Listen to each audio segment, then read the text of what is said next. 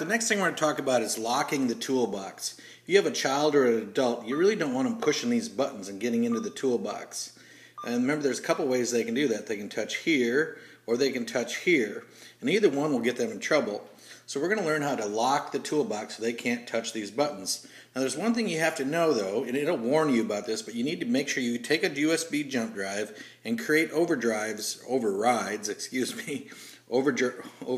that word's going to give me trouble now. You need to create an override key from this USB stick that will unlock your device. That's really a neat thing. So the first thing, let's just look at how you do that. You touch this button here, I always call it the toolbox key. Then you go to the toolbox again, and then you go to the one that says maintenance menu. And up here, the very first thing says, my eyesight's going to, system lock settings.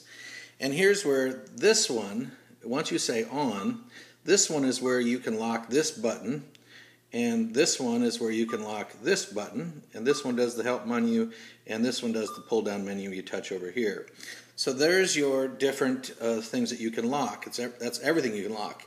Now if you try to do this and you haven't made one of these jump drives and you say okay, you could be locked out where you can't get back to the settings that you need to get into the device. You'd have to find another alternative way. You'd have to probably email PRC or somebody and get another device and create an override. So let's see how you create an override. So right here, this is the first thing that says create a system lock override. And that's really what you should have done very first when you first got in here. Don't worry about turning any of this on or messing with any of this. Just right when you got here, when you first came in, let's start by creating a system lock override. Now it's easiest for me not to mess with my camera, so I'm going to show you on the side, right here on the side is a spot where you stick your jump drive in.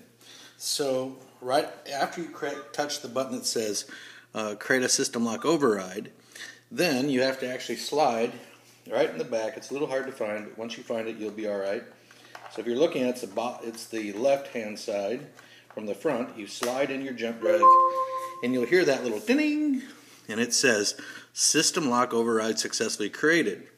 So you say okay, and now because you've created this system lock override, because you created that little jump drive that became your safety net to get back into this. So this little devil here is now important. Maybe make more than one.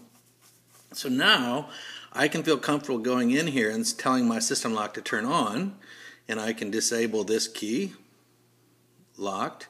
I can disable this key, and I can disable this key, and I can disable the pull down menu. Now I can say okay, and look, it's warning me again. Have you created this system lock? Because if you haven't, you're going to be in trouble. Do it now. We're going to say yes, I have. So it really does a nice job of warning you so you shouldn't get in trouble.